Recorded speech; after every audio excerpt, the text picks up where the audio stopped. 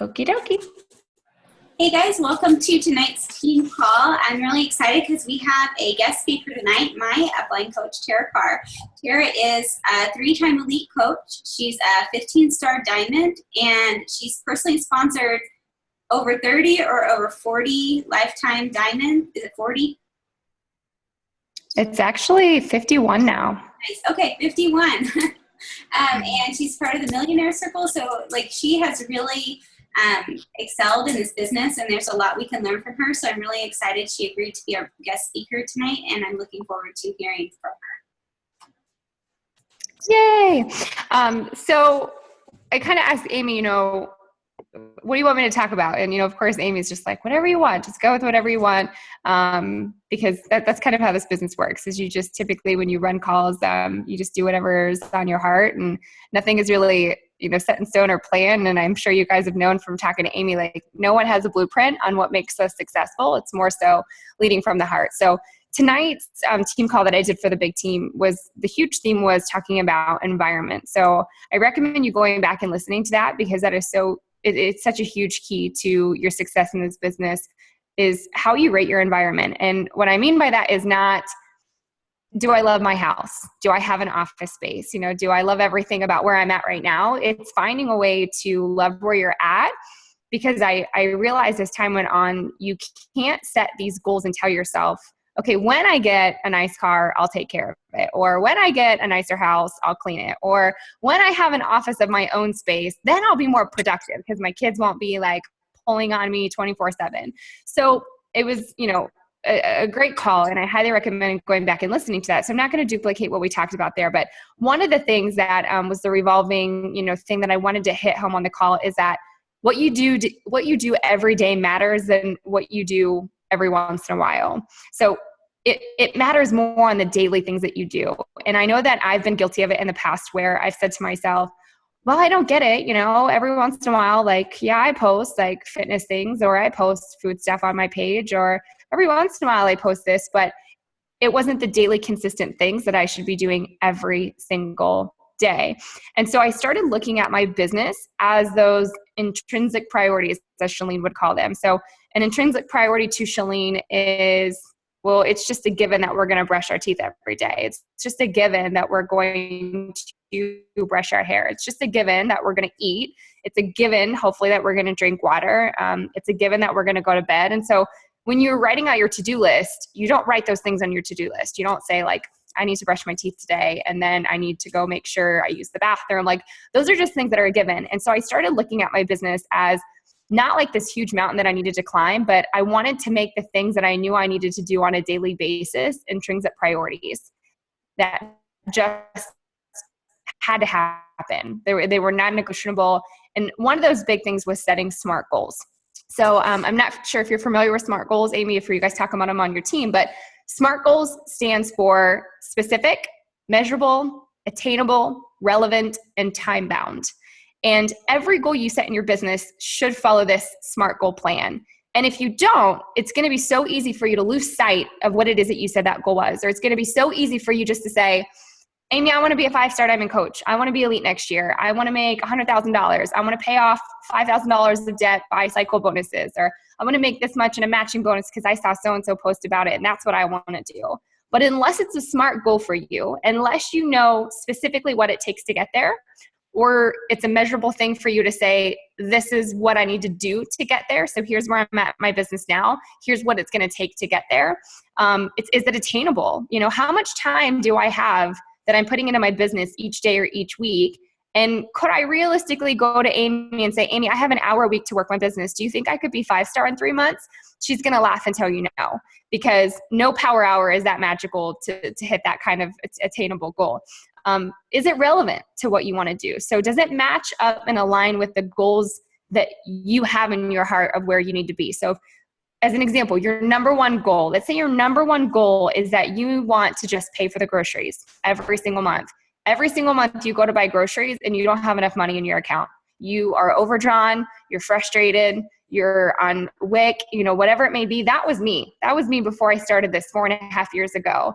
And that was the first big goal to me. It's I don't care about really anything else. I just want to be able to buy groceries and not hold my breath if my card's going to decline or have people judge me. I thought people were judging me when I was on WIC just because of looks that I'd get. So a lot of it was in my own head, but that was my first goal. And so if I would have said, I'm going to make $100,000, it wouldn't have been relevant to that first goal that I had of just paying for the groceries. And so you've got to think in small, short term, what do I need to accomplish right now to get where I want to go in the future?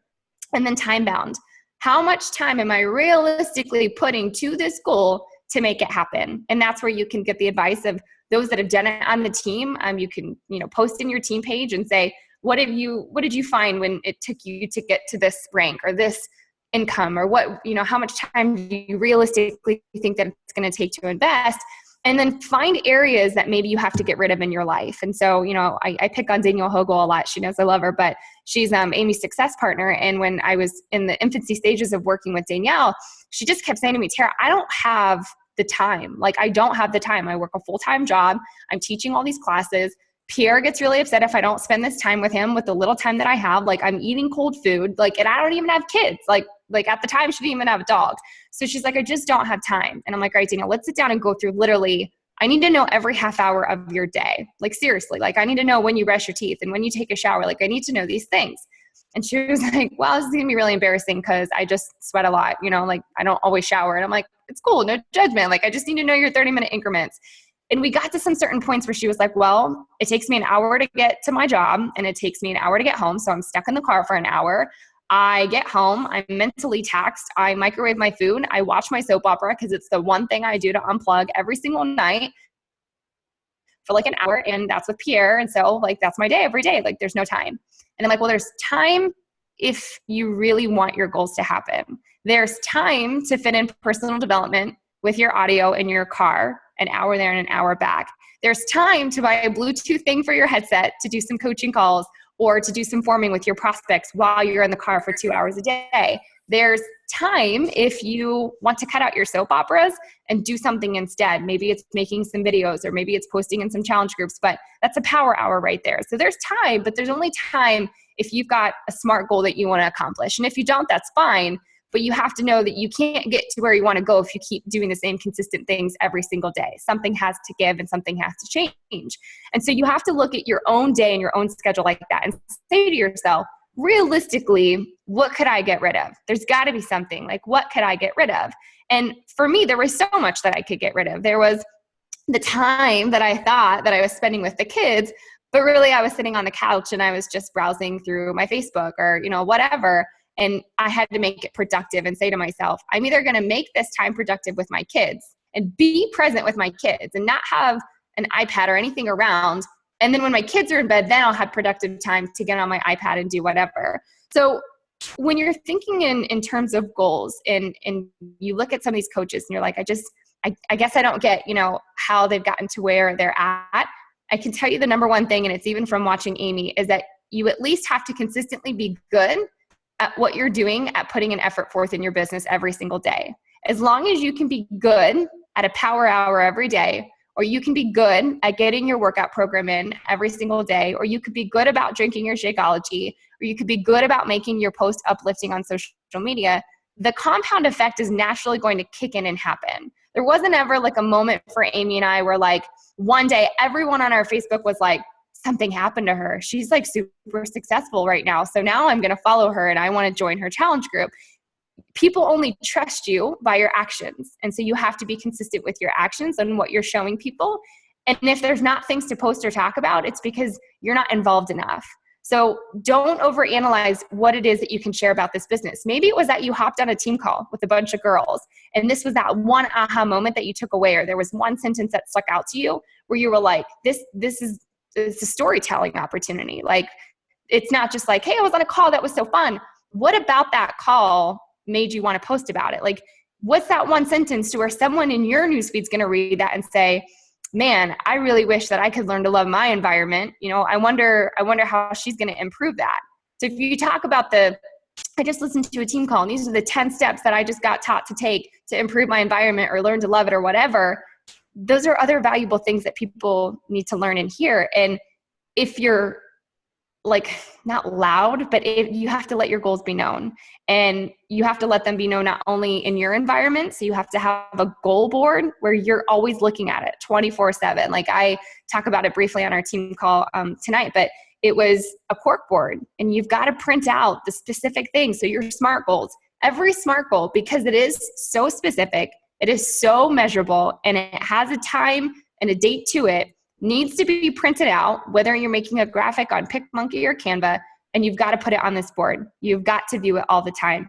So when I first started, I told myself I have to be a 2-star diamond coach. Like I just have to be. Like I knew that it was this level in this business that I heard everyone talking about and saying, your business doesn't begin until you get to 2-star diamond. And I didn't know what they really meant by that, but I believed them. They were the people that were doing it. They were the people who were successful. I wanted to get them out of the military at this point.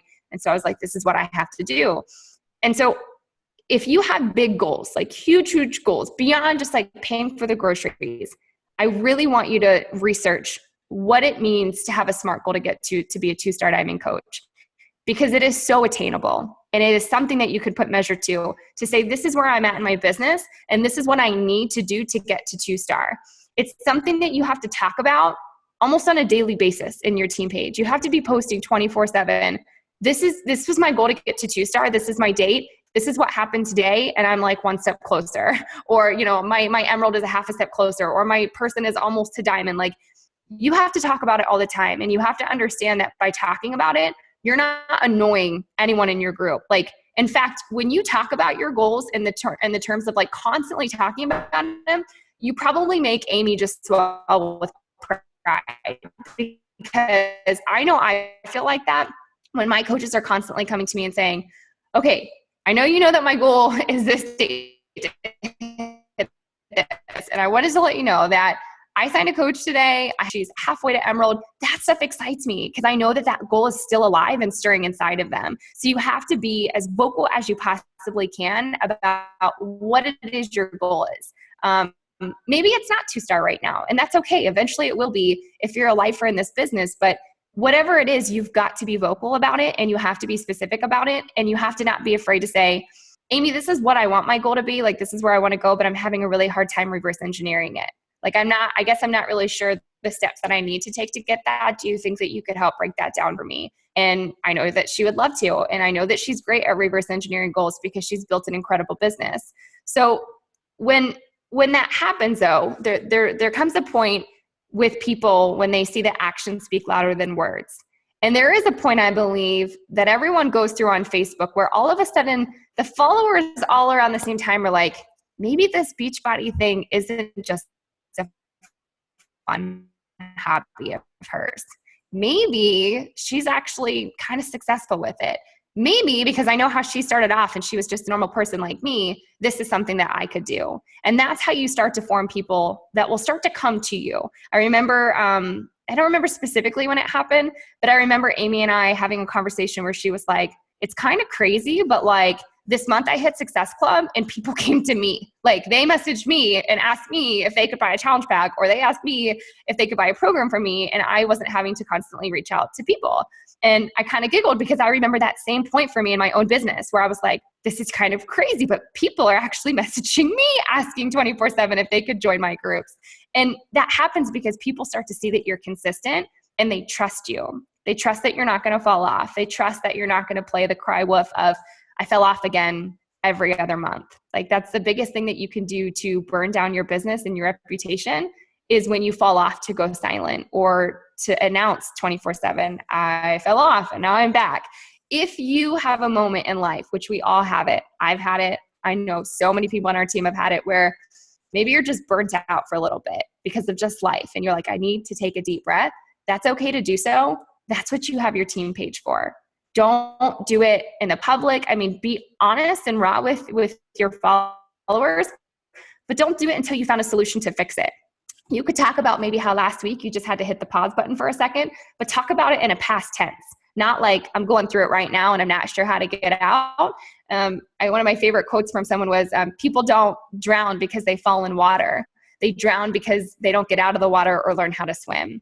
And I think that is so huge in this business, is that people constantly just keep falling in the water, and it's okay to do that, but you've got to learn how to swim to get out of it before you're ever going to go anywhere else in your business. So I know that Amy is incredible with setting goals, and a homework assignment that I would give you myself, if you haven't done it already, is within 24 hours, because everything is based on time in this business. The faster you can check something off, the better you're going to feel about it, and you're going to feel like it's more attainable and achievable for you to do.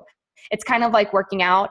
You watch a workout program and you're like, there's no way I'm going to do hammer and chisel. I looked at those moves. They're so intimidating. It's not going to happen. But then you do that first day workout and you're like, okay, that wasn't so bad. I followed the modifier, but that wasn't so bad. And as time goes on, you don't realize it, but you're gaining muscle. You're losing fat. You're becoming stronger. It's not something that happens overnight.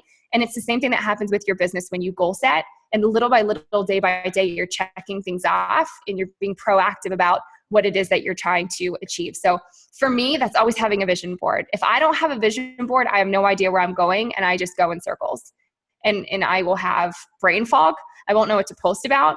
I won't know anything. Like it's frustrating. I've been there before. And when I don't know where I'm going, I don't have a purpose of who I'm serving. And so when you say, but I don't know who I'm talking to, no one's talking to me on my social media, I don't feel like people are asking me questions, that's okay. You just have to know what your purpose is. And if you know what your purpose is that you're fighting for, that's your niche market. So if it is buying groceries, that's what you want for your family, you celebrate those small milestones. You earn your first $30 paycheck from a challenge pack. You talk about how that $30 paycheck, how you were so excited that it just bought milk, cheese, and eggs for your family. And then it might not be such a huge thing to other people, but it's a big thing to you. And those are the little things that people are going to watch and see to make them think, I can do that too. Because you're not posting, hundreds of dollars of paychecks or your overnight success. It's the little successes that they have to see in order for you to get to the big ones. So I want to encourage you in your goal setting, not to think to yourself, but 2-star seems so out of reach for me. I don't even know how I would get there, because I don't really even have people that are inquiring about what I'm doing, or I'm having a hard time already hitting Success Club. If you focus on hitting Success Club every single month, solely by the small little steps of helping people in free challenge groups, in maybe you're doing a live Periscope, maybe you're doing YouTube videos. If you hit Success Club 5 every single month, I promise you that whatever it is your goal is, it will happen. It might not happen in the measurable time that you've set, depending upon how big it is, but it will happen. And it seems to be the number one thing that any top successful coach that I talk to, any of them, you can go to any of them right now on the leaderboard. If I say to them, what's the number one thing that has made you successful in your business? They'll say, I've never gone a month without hitting Success Club, ever. And I can say that for myself. I've hit it 58 consecutive months in a row since I've signed up.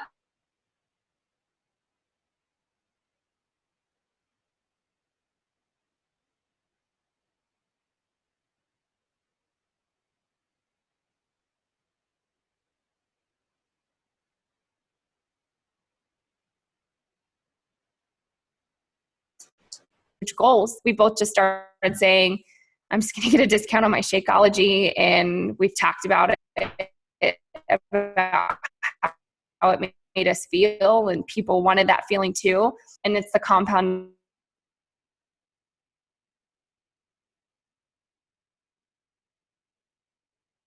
I don't know what happened. Can you hear me now? Can you hear me, Amy? Yeah. Okay, cool.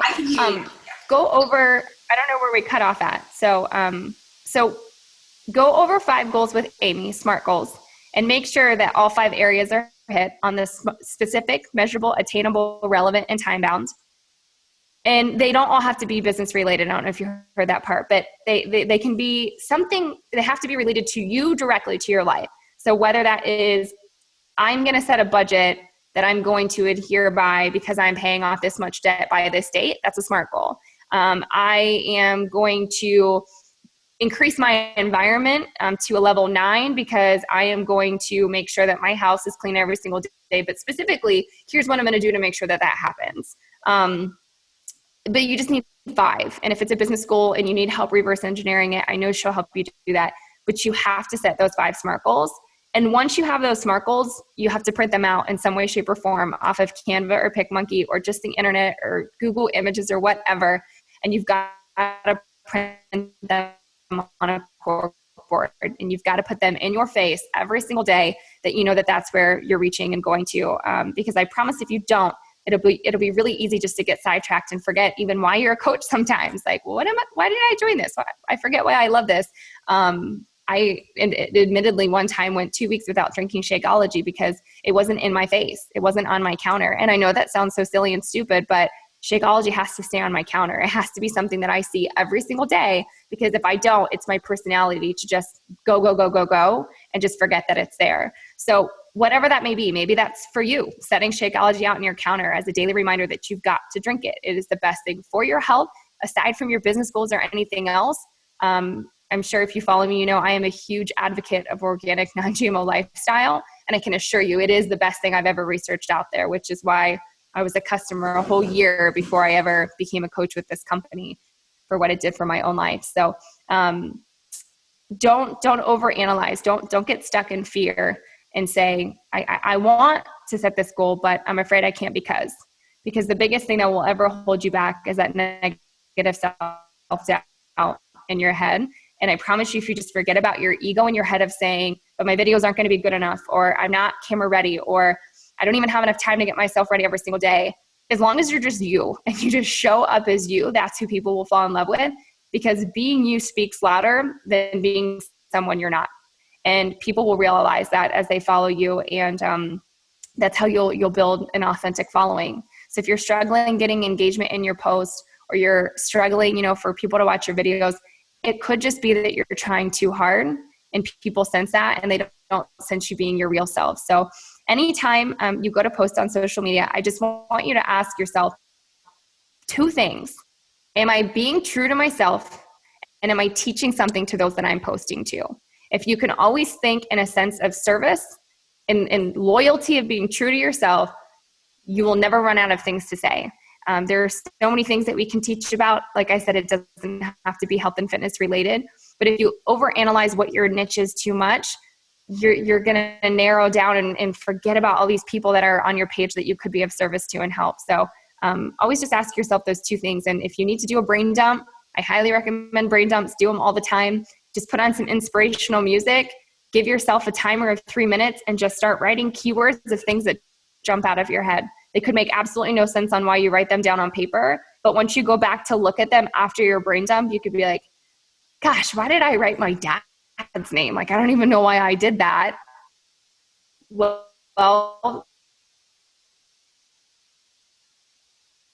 you take a second to stop and reflect on this week that reminded me of that. And it's a little, so my internet keeps saying it's unstable. So I'll let Amy pick up and carry on in case I lose you guys again. But do those. And then Amy, if you could tag me too, if you guys ever want my help with reverse engineering, I'm always glad to help with that. I love doing that stuff.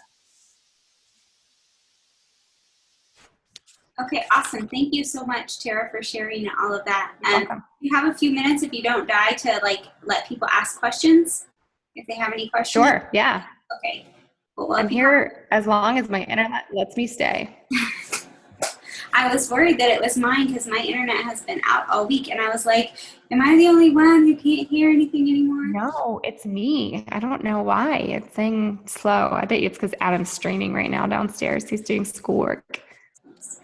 Well, do any of you guys have a question for Tara that you want to ask her, either about something that she's talked about or something else too? You guys can type it too. It doesn't even have to be relevant to the topic. If you've just got a question that you just were like, I want to ask that so bad. Maybe you want to know why my cat likes to take showers so much. I mean, that's a relevant question.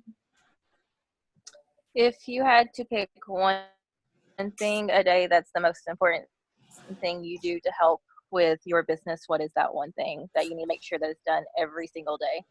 Personal development, hands down for me. If I don't read personal development, I'm not a very nice person to be around sometimes, because I'm a firm believer of ridding yourself of toxic people who are not adding value to your life. And unfortunately, some of those toxic people are my family. So I can't just push all my family out of my life. And You know, there are days where I just don't want to answer my phone, and I'm like, oh, I don't want to answer my phone. Like, I know you guys have friends and family like that, where you're just like, I don't want to answer my phone, but it's family at the end of the day. So if I read personal development, I'm golden. I end up like preaching to them and teaching them how to get their life together. Like, I'm fine. But if I don't read personal development, I just let it like get to me, and it affects my post, and it affects how I am with my kids, and it affects my husband. So I would definitely say every single day, don't go a day without reading it. I don't take Sundays off. I don't take Saturdays off. I take it off of work, but I'm still fueling my mind with personal development. I think that's the biggest thing. I would say starting off too, if you haven't really dug into personal development, gosh, the Energy Bus has just been phenomenal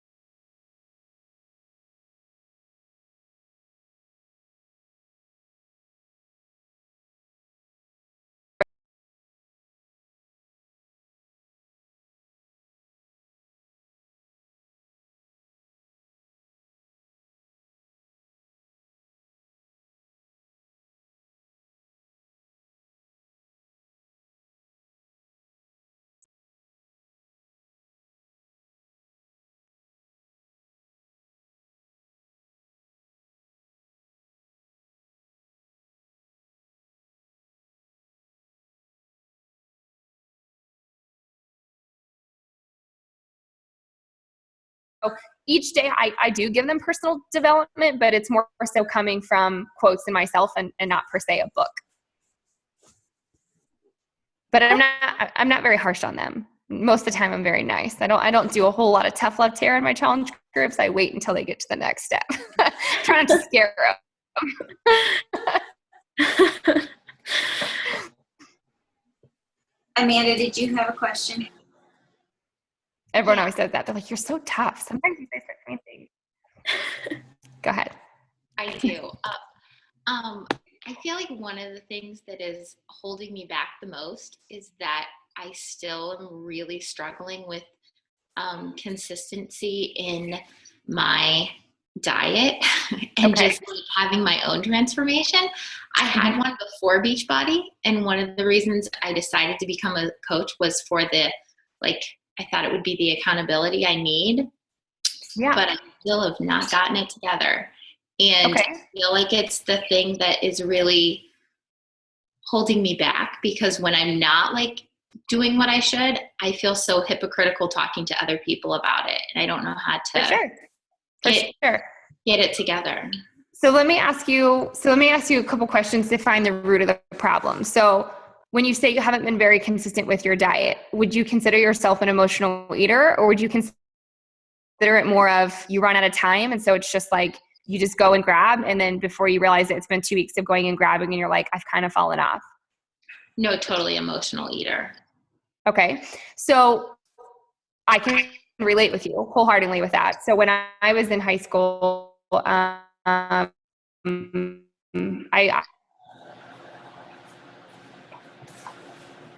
went through, and actually in 2012, the one of not eating resurfaced, and it was because of a fitness competition show. So I think it can go both ways. But the biggest thing that I had to do with myself, I will post the book to Amy, the title, because I can't think of it in the top of my head. But there was a book specifically that I read to help kind of conquer emotional eating. And it is more of a mental battle. Like you have to tell yourself, like, why is it that I'm choosing food for comfort? And is that going to make what's going on better or worse? Is it going to fix the problem, or am I going to regret this later? And I think for me, it was understanding like I couldn't restrict myself so much, because I would either be 100% or nothing at all. Like there was no like middle of the road for me. And so I personally have conquered it by just saying, if I want a piece of dark chocolate, I'm going to have a piece of dark chocolate. It's just going to happen. But I'm going to understand that by doing so, I'm going to acknowledge it and saying, I'm eating this piece of dark chocolate and I'm going to work out later, whatever that may be. But I think when it comes to emotional eating, being honest about it with people, I was very open about it with the people that follow me. And there are so many people that can relate to that go through that and they struggle with it. And it is, I think, something more people battle with than they even like to admit, because it's viewed as a weakness to us. And so I think if you were open about it and you just said, look, I'm an emotional eater. Like, I'm trying to get it under control. And I don't know if you've ever struggled with this before, but I would love some accountability of maybe just lifting each other up and checking in on each other and saying, hey, how are you doing today? Don't let your circumstances get the best of you. But the biggest thing is going to be personal development and understanding that you're never a fraud in this business. I know that a lot of times we all feel that way. Like, well, I feel like I'm a fraud because I haven't worked out, or I feel like I'm a fraud because I haven't done this. But I think a lot of times that's just negative self-talk holding us back from what we really want to achieve. And we're human. Everybody falls off. And if we all pretended like we didn't, then we wouldn't be relatable to anyone, because everybody does fall off. And that's why I had a before and after for the 21-day fix. And that's why I had a before and after for Hammer and Chisel, was because life happens. But as long as you're honest about how it happened and the steps that you're taking to overcome it, that's how people are going to join you.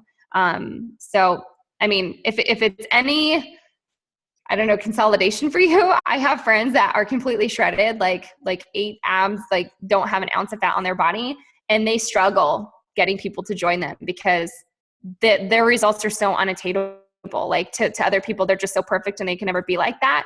But the people who can be real and raw and say like, I struggle, but I still find a way to get it in or whatnot, and I don't beat myself up over it, they're going to be the people that are going to attract more people. So I would say make prepping videos to keep yourself accountable. So I would say one of your SMART goals should be, I am going to specifically prep my dinner each night. So you don't want to start with anything that's too overwhelming, which is where the attainable is going to come in. If you're, it's almost like going cold turkey. If I haven't done this ever before, and I'm going to jump in 100% tomorrow, is it realistic that I'm going to stay on track at this pace? Probably not. And so I would start off with saying, specifically, I'm going to prep my dinners, measurable wise, to get my stuff with my list. And then the day after that, I'm going to start prepping. Is it attainable? Absolutely. Because it's a mindset thing and a priority. How important is it for me to do this? And then time bound. How often am I going to do this? Well, for 1 week, I'm going to start with dinners. And then in the second week, I'm going to incorporate my snacks throughout the day. And then in the third week, I'm going to add in my lunches. And by the end of the month, I'm going to be meal prepping every 3 days, all of my meals. And so if you can slowly compound into goals like that, you're much more realistic to stay on it long term than you are just to try and do everything all over in one night. Some people can manage to do that. Some people, it's just too much and they fall off and they do really good for a couple weeks. And I think that that's where most emotional eaters struggle, is we do really good for a couple weeks and then one bad thing happens and it's a snowball effect and we're like, well, I'm too far off the beaten path, so I might as well just keep eating because now I'm upset and I want to eat more. So instead, if you just start with baby steps and don't beat yourself up for the other areas and just choose to celebrate that you've celebrated and prepped your dinner, then I think it'll be easier for you. Okay, thank you. You're welcome. Any other questions? I had another one, if that's okay. Sure. No, you're fine. Okay, so just going off of like what you were talking to Amanda about, as far as like explaining all that stuff to people, do you do that individually, or do you have like a prep week where you like talk to people about that as a whole?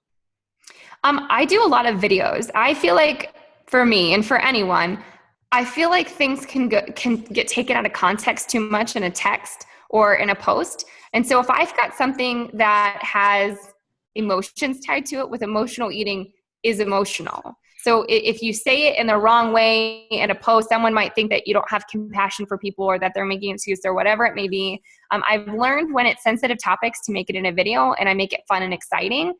And it's like what Allie and Brittany said at Summit. I think it's, I understand how you feel. This is what I found. Wait, Amy, how's it go? Feel, felt, found? Yeah. Yes. This is how, I understand how you feel. This is how I felt, and this is what I found. So as long as you can relate with people in the way that you're trying to address emotional eating, they're not going to feel like they're being attacked. Instead, they're going to feel relief in a place where they can go to help.